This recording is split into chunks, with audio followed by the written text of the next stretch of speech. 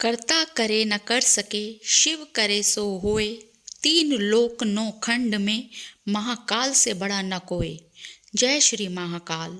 हर हर महादेव। किसी ने बड़े कमाल की बात कही है कि सबके हृदय में परमात्मा का निवास और प्रभाव है, लेकिन बहुत कम लोगों के हृदय में परमात्मा के लिए भाव है। नमस्कार साथियों, आपका स्वागत है हमारे संस्कार चैनल में। हम हाजिर है एक नई वीडियो के साथ। आशा है कि आपको ये वीडियो पसंद आएगी। एक बड़ी छोटी सी कहानी भक्ति की।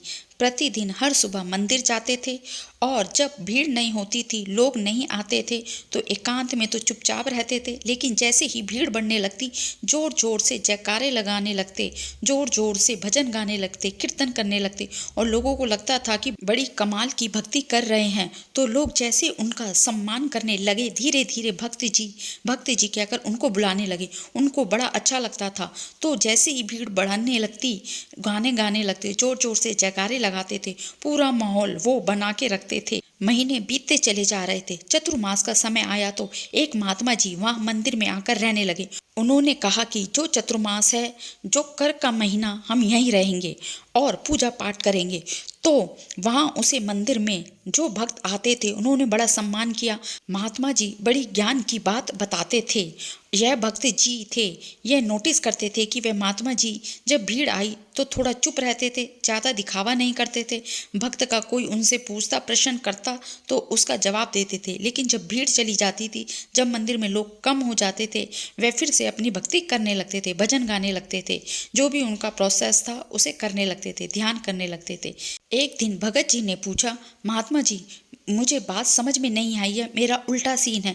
जब लोग नहीं होते मैं चुप रहता हूँ, लोग आते हैं तो मैं जोर जोर से जयकारे लगाता हूँ, थोड़ा माहौल बनाता हूँ, प्रेरित कर रहा हूँ, कोशिश कर रहा हूँ, और आपको भी समझ नहीं आता। जब लोग आए थे शांत हो जाते, लोग चले जाते तो आप अपनी भक्ति करने लगते हो, ऐसा क्यों? तुरंत महात्मा जी ने कहा, समय आने पर आपको जवाब मिल जाएगा। कुछ महीने बाद में इस व्यक्ति ने अपने लिए, जो भगत जी थे, उन्होंने अपने लिए नई चप्पल खरीदी और ये मंदिर गए। उन्हें चप्पल की चिंता सता रही थी, कहीं ये चप्पल गायब ना हो जाए, कोई इसे चोरी करके ना ले जाए, कोई गायब ना कर दे। मंदिर के अंदर गए तो उनका मन नहीं लग रहा था। रोजाना की तरह थोड़ी देर भीड़ बढ़ने लगी। जैसे ही भीड़ बढ़ने लगी, किसी ने कहा, आज चुप क्यों हो? उन्होंने भजन गाना शुरू किया, कीर्तन करना शुरू किया। वो जोर जोर से गा तो रहे थे, पर उनका सारा मन जो था वो चप्पल में अटका हुआ था कि चप्पल का क्या होगा। वह फटाफट से बाहर निकले तो जाकर के देखा चप्पल वहीं सुरक्षित पड़ी हुई है। फिर वह घर गए, रात को भोजन प्रसादी खाई और उसके बाद वह सो गए। उस रात उन्हें सपना आता है कि मंदिर के बाहर दिव्य अलौकिक एक पुरुष उनकी चप्पल की रक्षा कर रहे हैं। नींद खुल गई। उन्होंने सोचा, घर में किसी को बताऊंगा तो मुझे कहेंगी क्या पागलों जैसी बातें कर रहा है। ऐसा थोड़ी ना होता है, कोई मेरी बात को समझेगा नहीं, उसका रहस्य नहीं समझेगा। बिना देरी किए मंदिर में गए, भगवान को प्रणाम करके महात्मा जी के पास गए और बोले कि देखो, मैंने कल रात में एक स्वप्न देखा है, आप मुझे बताओ ऐसा स्वप्न आया? बोले क्या सपना? बताया कि एक दिव्य अलौकिक पुरुष थे, चप्पल की रक्षा कर रहे थे। महात्मा जी ने कहा, उनकी आंखों में आंसू आ गए। उन्होंने कहा कि यह दिव्य अलौकिक पुरुष जो तुम्हें दिखाई दिए, वह कोई और नहीं, स्वयं प्रभु थे। प्रभु तुम्हारी चप्पलों की रक्षा कर रहे थे और तुम्हें समझा रहे थे कि तुम मंदिर में होकर भी चप्पल की सोच रहे हो और मैं मंदिर में होकर भी तुम्हारी चप्पल की रक्षा कर रहा हूँ। जब तुम मंदिर में गए, तुम्हें मेरे बारे में सोचना चाहिए था और वह मंदिर में तुम्हारे सामने था, लेकिन तब भी तुम्हारी चप्पलों की रक्षा कर रहा था। अगर आपकी प्रार्थना सच्चे हृदय से है तो परमात्मा आपकी हर बात की चिंता करेंगे।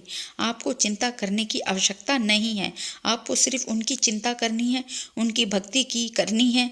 जो भी वह सच्चे हृदय से, सच्चे भाव से उस दिन उस वक्त को समझ में आया कि यह महात्मा जी हैं, ये एकांत में भक्ति क्यों करते हैं। बड़ी छोटी सी कहानी है। ऊपर वाले के आशीर्वाद के साथ आप कमाल कर सकते हैं। ऊपर वाले पर भरोसा रखिए और उन पर सब छोड़ दीजिए, आपकी हर इच्छा पूरी होगी। वीडियो अच्छी लगे तो लाइक करें, शेयर करें, कमेंट में हर हर महादेव जरूर करें और चैनल को सब्सक्राइब करें।